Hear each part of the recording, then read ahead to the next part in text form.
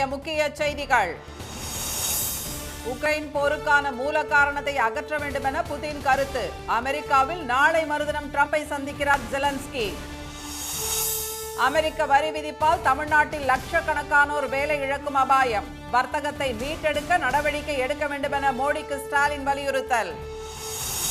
GST வரி சீர்திருத்தம் தொடர்பாக விவாதம் தேவை என காங்கிரஸ் வலியுறுத்தல்.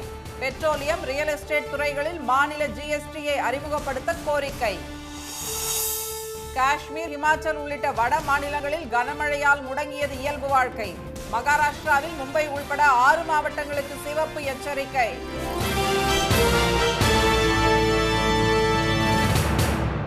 வணக்கம். உக்ரைன் போர் நிறுத்தம் தொடர்பாக ரஷ்ய அதிபர் புதினுடன் நடந்த பேச்சுவார்த்தையில் எந்த முடிவும் எடுக்கப்படாத நிலையில் அமெரிக்க அதிபர் ட்ரம்ப் உக்ரைன் அதிபர் ஜெலன்ஸ்கியை வாஷிங்டனில் நாளை மறுதினம் சந்திக்கிறார். உக்ரைன் ரஷ்யா இடையிலான 4 ஆண்டுகால போரை முடிவுக்கு கொண்டுவர ட்ரம்ப் மேற்கொண்டு வரும் முயற்சியின் ஒரு பகுதியாக அமெரிக்காவில் உள்ள வரலாற்று முக்கியத்துவம் வாய்ந்த அலாஸ்கா மாகாணத்தின் ஆங்கிரேஜ் நகரில் புதினை அவர் நேற்றிரவு சந்தித்து பேசினார். இரு நாட்டு வெளியுறவு செயலாளர்கள், சிறப்பு பிரதிநிதிகளுடன் நடைபெற்ற இந்த சந்திப்பில் உக்ரைன் போர் தொடர்பாக எந்த முடிவும் எட்டப்படவில்லை. எனினும் பேச்சுவார்த்தை நம்பிக்கையூட்டும் விதமாக அமைந்ததாக பின்னர் செய்தியாளர்களை கூட்டாக சந்தித்த இரு தலைவர்களும் தெரிவித்தனர். உக்ரைன் பிரச்சினைக்கு முடிவு காண முதலில் அடிப்படை காரணங்கள் அகற்றப்பட வேண்டும் என்று புதின் கூறினார். கடல்களால் பிரிக்கப்பட்டாலும் அமெரிக்காவும் ரஷ்யாவும் நெருங்கிய அண்டை நாடுகளாகவே உள்ளதாக கூறிய அவர் 4 ஆண்டுகளாக இரு நாடுகளுக்கும் இடையே எந்த உச்சி மாநாடும் நடைபெறாததை சுட்டிக்காட்டினார். மோதல் போக்கிலிருந்து வெளிவந்து உரையாடலை தொடங்கும் நேரம் வந்துவிட்டதாக புதின் தெரிவித்தார். உக்ரைன் போரை நிறுத்தும் முயற்சிக்கு ஆதரவாக இந்த சந்திப்புக்கு ஒப்புக்கொண்ட அவருக்கு நன்றி தெரிவித்த ட்ரம்ப் விரைவில் 2வது சந்திப்பு நடைபெறும் என்றார். அப்போது குறுக்கிட்ட புதின் 2வது சந்திப்பை ரஷ்ய தலைநகர் மாஸ்கோவில் நடத்தலாம் என்று கூறினார். பொதுவாக ரஷ்ய மொழியில் மட்டுமே பேசும் புதின் ட்ரம்பிடம் ஆங்கிலத்தில் அழைப்பு விடுத்தது அனைவரையும் ஆச்சரியப்பட வைத்தது. பேச்சுவார்த்தை முடிவடைந்ததை தொடர்ந்து ட்ரம்ப் மேரிலாந்து விமான படைத்தளத்திற்கும் புதின் மாஸ்கோவுக்கும் புறப்பட்டு சென்றனர். விமானத்தில் செய்தியாளர்களிடம் பேசிய ட்ரம்ப் போர் நிறுத்தம் குறித்து எந்த முடிவும் எட்டப்படாதது வருத்தம் அளிப்பதாக கூறினார். ஒரு நல்ல முடிவு எடுக்கப்பட்டால் மட்டுமே அது நல்ல சந்திப்பாக கருதப்படும் என்ற அவர், ஒருவேளை இந்தியா போன்ற வர்த்தக கூட்டாளியை ரஷ்யா இழந்ததும் அதற்கு காரணமாக இருக்கலாம் என்றார். இதனிடையே அலாஸ்கா சந்திப்பில் போர் நிறுத்தம் தொடர்பாக பேசப்பட்ட அம்சங்கள் பற்றி ட்ரம்ப் தம்மை தொலைபேசியில் அழைத்து பேசியதாக கூறியுள்ள உக்ரைன் அதிபர் ஜெலன்ஸ்கி விரைவில் இரு தலைவர்களுடன் தாமும் பங்கேற்கும் முத்தரப்பு பேச்சுவார்த்தை நடைபெறும் என்று நம்பிக்கை தெரிவித்துள்ளார். தமது எக்ஸ் தள பக்கத்தில் இதனை பதிவிட்டுள்ள ஜெலன்ஸ்கி அதற்கு முன் வரும் திங்கட்கிழமை வாஷிங்டனில் வெள்ளை மாளிகையில் ட்ரம்பை சந்திக்க உள்ளதாக தெரிவித்துள்ளார். அமெரிக்காவின் 50% வரியால் தமிழ்நாடு அதிக பாதிப்புக்குள்ளாகும் என்று கூறியுள்ள முதலமைச்சர் திரு மு.க. ஸ்டாலின் அந்த பாதிப்பிலிருந்து வர்த்தகத்தை மீட்க நடவடிக்கை எடுக்க வேண்டும் என பிரதமர் திரு மோடியை வலியுறுத்தியுள்ளார். இது தொடர்பாக அவர் எழுதிய கடிதத்தில் கடந்த நிதியாண்டில் இந்தியாவின் மொத்த ஏற்றுமதியான $433.6 பில்லியன் மதிப்பிலான பொருட்களில் 20 விழுக்காடு அமெரிக்காவுக்கு ஏற்றுமதியான நிலையில் தமிழ்நாட்டின் $52.1 பில்லியன் பொருட்களில் 31 விழுக்காடு அமெரிக்காவிற்கு ஏற்றுமதி செய்யப்பட்டுள்ளதை சுட்டிக்காட்டியுள்ளார். அமெரிக்க சந்தையை தமிழ்நாடு அதிகமாக சார்ந்திருப்பதால் இறக்குமதி வரியின் தாக்கம் மற்ற மாநிலங்களை விட தமிழ்நாட்டில் அதிகமாக இருக்கும் என்று முதலமைச்சர் குறிப்பிட்டுள்ளார். கூடுதல் வரி விதிப்பால் அதிக தொழிலாளர்களை சார்ந்துள்ள ஜவுளி, ஆடைகள், இயந்திரங்கள், ஆட்டோமொபைல்ஸ், நகைகள், தோல், காலணிகள், கடல் பொருட்கள், ரசாயன துறைகளில் மிகவும் பாதிப்பு ஏற்பட்டிருப்பது மேலும் கவலைக்குரியது என்று அவர் கூறியுள்ளார். தமிழ்நாட்டில் ஜவுளித்துறை 75 லட்சம் பேருக்கு வேலைவாய்ப்பு அளித்துள்ளதாக குறிப்பிட்டுள்ள அவர் அமெரிக்க வரியால் 30 லட்சம் பேர் வேலை இழக்கும் அபாயம் உள்ளதாகவும் கூறியுள்ளார். பாதிக்கப்பட்ட துறைகளைச் சேர்ந்த தொழில் அமைப்புகளுடன் தாம் நடத்திய ஆலோசனைகளின் அடிப்படையில் ஜவுளித்துறைக்கு இழை மதிப்பு சங்கிலிக்கான ஜிஎஸ்டி விகிதங்களில் உள்ள முரண்பாடுகளை நீக்கி தலைகீழ் வரி கட்டமைப்பை சரி செய்தல், முழு சங்கிலியையும் 5 விழுக்காடு ஜிஎஸ்டி அடுக்குக்குள் கொண்டு வருதல் மற்றும் அனைத்து வகையான பருத்தி இறக்குமதிக்கும் வரி விலக்கு அளிப்பதில் துரித நடவடிக்கை தேவை என திரு ஸ்டாலின் தெரிவித்துள்ளார். அவசர கடன் வரி உத்தரவாத திட்டத்தின் கீழ் 30 விழுக்காடு பிணையமில்லாத கடன்களை 5% வட்டி மானியம் மற்றும் அசலை திருப்பிச் செலுத்துவதில் 2 ஆண்டு தற்காலிக தடையுடன் நீட்டித்தல் மற்றும் அனைத்து ஜவுளி ஏற்றுமதிகளுக்கும் முன் மற்றும் பின் கடனை நீட்டிப்பது ஏற்றுமதி போட்டித்தன்மையை வலுப்படுத்தும் என்றும் கடிதத்தில் கூறப்பட்டுள்ளது.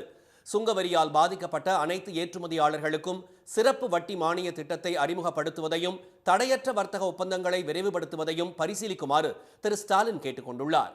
பெருந்தொற்று காலத்தில் செயல்படுத்தப்பட்டதைப் போல அசலை திருப்பிச் செலுத்துவதில் சலுகை உள்ளிட்ட சிறப்பு நிதி நிவாரண தொகுப்பு மூலம் ஏற்றுமதியாளர்களை ஆதரிப்பது அவசியம் என்றும் பிரேசில் போல ஏற்றுமதியாளர்களுக்கு வரி ஒத்திவைப்பு மற்றும் சலுகைகளை எதிர்பார்ப்பதாகவும் அவர் கூறியுள்ளார்.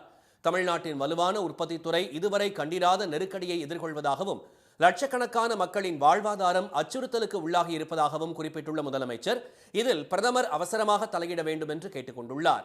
இந்த இக்கட்டான சூழலை சமாளிக்கவும் வர்த்தகத்தை மீட்டெடுக்கவும் மத்திய அரசு எடுக்கும் நடவடிக்கைகளுக்கு தமிழ்நாடு முழு ஒத்துழைப்பை வழங்கும் எனவும் அவர் உறுதி கூறியுள்ளார். தீபாவளி பரிசாக ஜிஎஸ்டி வரி குறைக்கப்படும் என பிரதமர் திரு மோடி அறிவித்துள்ள நிலையில் அது உண்மையிலேயே நன்மை தரும் எளிமையான வரியாக இருக்க வேண்டும் என்று காங்கிரஸ் வலியுறுத்தியுள்ளது. ஜிஎஸ்டி வரியை மத்திய பாஜக அரசு 2017ஆம் ஆண்டு அமல்படுத்தியதால் சிறு குறு தொழில்கள் நலிவடைந்து விட்டதாக எதிர்க்கட்சிகள் குற்றம் சாட்டி வருகின்றன. இந்நிலையில் டெல்லி செங்கோட்டையில் நேற்று சுதந்திர தின விழாவில் சிறப்புரையாற்றிய திரு மோடி ஜிஎஸ்டி வரி விதிப்பில் விரைவில் பெரிய அளவில் மாற்றம் கொண்டுவரப்பட உள்ளதாகவும் இது மக்களுக்கு தீபாவளி பரிசாக இருக்கும் என்றும் குறிப்பிட்டார். தற்போது 5, 12, 18 மற்றும் 28% என 4 பிரிவுகளாக உள்ள ஜிஎஸ்டி வரி விகிதத்தை 5 மற்றும் 18% என 2 பிரிவுகளாக குறைக்க மத்திய அரசு திட்டமிட்டுள்ளதாக தகவல்கள் தெரிவிக்கின்றன. ஜிஎஸ்டி கவுன்சிலின் அடுத்த கூட்டத்தில் இதுகுறித்து விவாதிக்கப்பட்டு அறிவிப்பு வெளியிடப்படும் என எதிர்பார்க்கப்படுகிறது. இந்நிலையில் திருத்தப்படும் ஜிஎஸ்டி வரி என்பது தற்போது உள்ளதை போன்று வளர்ச்சியை நசுக்கும் வரியாக இல்லாமல் நன்மை தரும் எளிமையான வரியாக இருக்க வேண்டும் என்று காங்கிரஸ் பொதுச் செயலாளர் திரு ஜெயராம் ரமேஷ் வலியுறுத்தியுள்ளார்.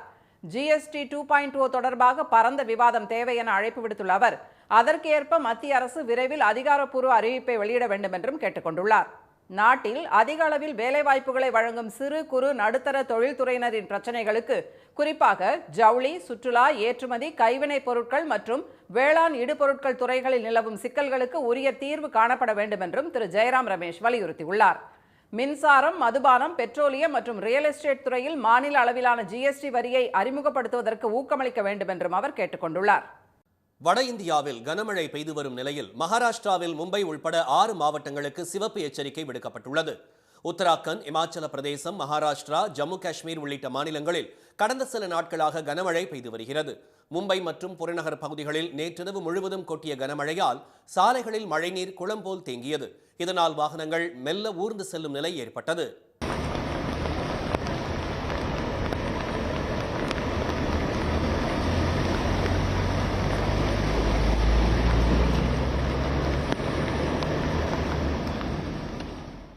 மும்பை மாநகரின் பல்வேறு இடங்களில் குடியிருப்பு பகுதிகளில் தண்ணீர் தேங்கியதுடன் மின்சாரமும் துண்டிக்கப்பட்டுள்ளதால் இயல்பு வாழ்க்கை கடுமையாக பாதிக்கப்பட்டுள்ளது. வேர்லி பகுதியில் உள்ள ஜம்போரி மைதானம் தண்ணீர் தேங்கி குளம் போல காட்சியளிக்கிறது. Gandhi Nagar, king circle, cyan மற்றும் தாதர் ரயில் நிலையங்களில் தண்டவாளங்கள் தண்ணீரில் மூழ்கியுள்ளன.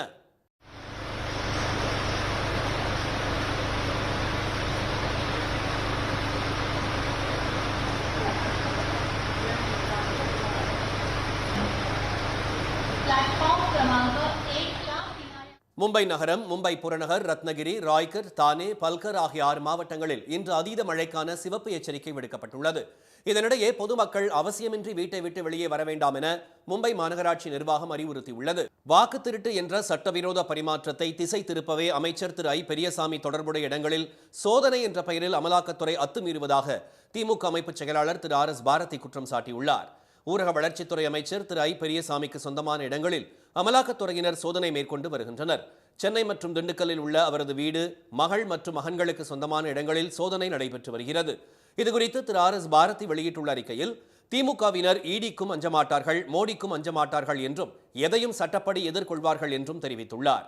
சட்டவிரோத பண பரிமாற்றம் என சொல்லி அமலாக்கத்துறை செய்யும் அடாவடிகள் ஒவ்வொன்றும் நீதிமன்றத்தில் அவமானப்பட்டுக் கொண்டிருப்பதாக குறிப்பிட்டுள்ள அவர் பாஜக சலவை எந்திரத்தில் கழுவி வழக்குகளை வாபஸ் பெற செய்வதற்கு திமுகவினர் கோழைகள் அல்ல என்று கூறியுள்ளார். கடந்த 10 ஆண்டுகளில் அமலாக்கத்துறை 5300 வழக்குகள் பதிவு செய்துள்ள நிலையில் 40 வழக்குகளில் மட்டுமே தண்டனை வழங்கப்பட்டுள்ளதாக குறிப்பிட்டுள்ள திரு பாரதி, இதனால் அமலாக்கத்துறை மீது மக்களுக்கு சந்தேகம் எழுந்துள்ளது என உச்சநீதிமன்ற நீதிபதி திரு உஜ்ஜால் புயான் கூறியிருப்பதையும் சுட்டிக்காட்டியுள்ளார். இதனிடையே எதிர்க்கட்சிகளை தாக்கும் கருவியாக அமலாக்கத்துறையை மத்திய அரசு பயன்படுத்துவதாக மக்களவை திமுக உறுப்பினர் திரு கனிமொழி குற்றம் சாட்டியுள்ளார். தூத்துக்குடியில் செய்தியாளர்களிடம் பேசிய அவர் எந்த பயமுறுத்தல்களாலும் திமுகவினரை அச்சுறுத்த முடியாது என்றும் தெரிவித்தார். இனி வருவது செய்தி துளிகள். சென்னையில் காலமான நாகாலாந்து ஆளுநர் இல கணேசன் உடல் பெசன்ட் நகர் மின் மயானத்தில் தகனம் செய்யப்பட்டது.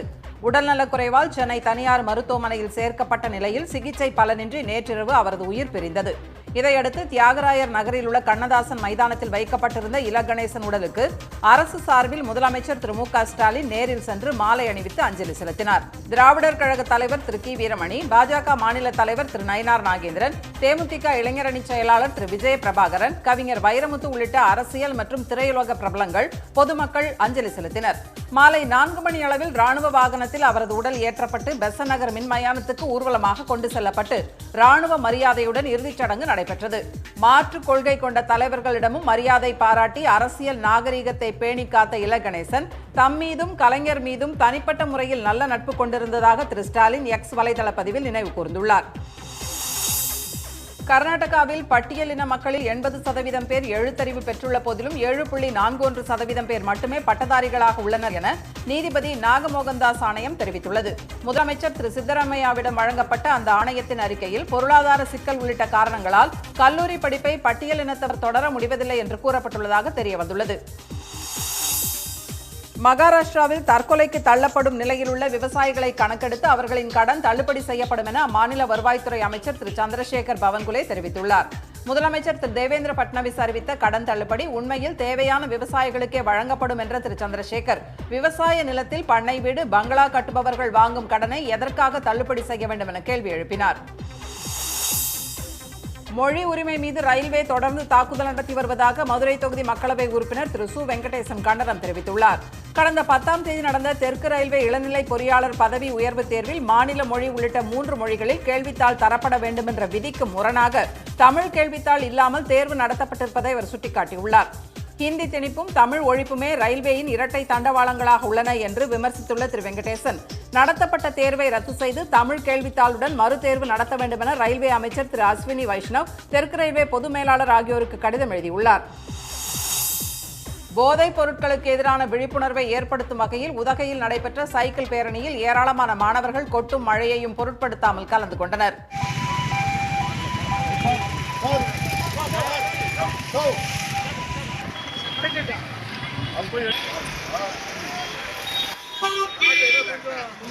போதையில்லா மாநிலம் என்ற தலைப்பில் தலைக்குந்தாவில் தொடங்கி 8 கிலோமீட்டர் தூரம் பேரணி நடைபெற்றது. இதில் மாணவர்களின் பெற்றோரும் பங்கேற்றனர். சன் பிக்சர்ஸ் தயாரிப்பில் சூப்பர் ஸ்டார் ரஜினிகாந்த் நடித்து வெளியாகியுள்ள கூலி திரைப்படத்தை பஹ்ரைன் நாட்டில் ரஜினி ரசிகர்கள் வரவேற்று கொண்டாடினர்.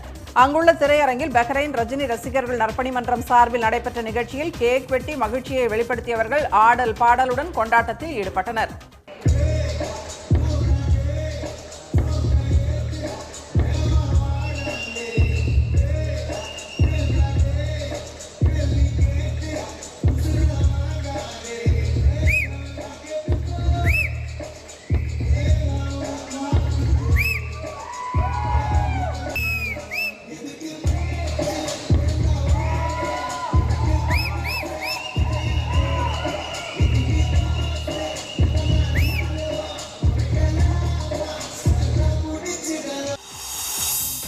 தொடர் விடுமுறையை ஒட்டி கொடைக்கானலுக்கு சுற்றுலா பயணிகள் படையெடுத்துள்ளதால் சாலைகளில் போக்குவரத்து முடங்கியது.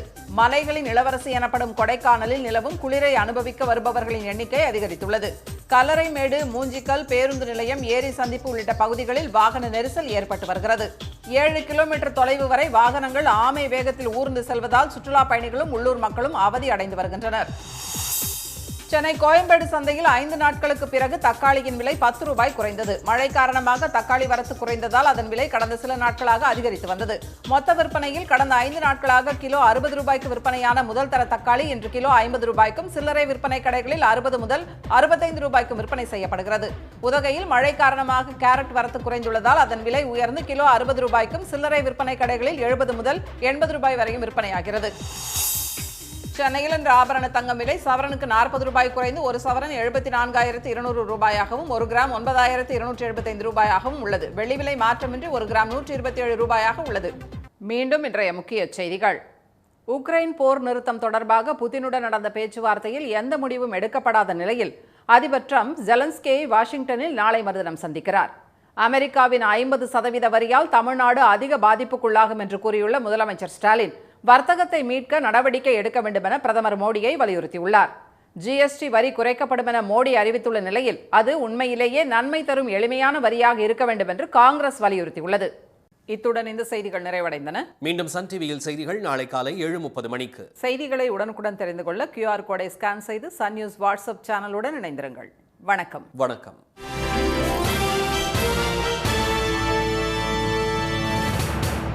உடனுக்குடன் செய்திகளை தெரிந்து கொள்ள சன் நியூஸ் பெல் ஐகானை கிளிக் பண்ணுங்க.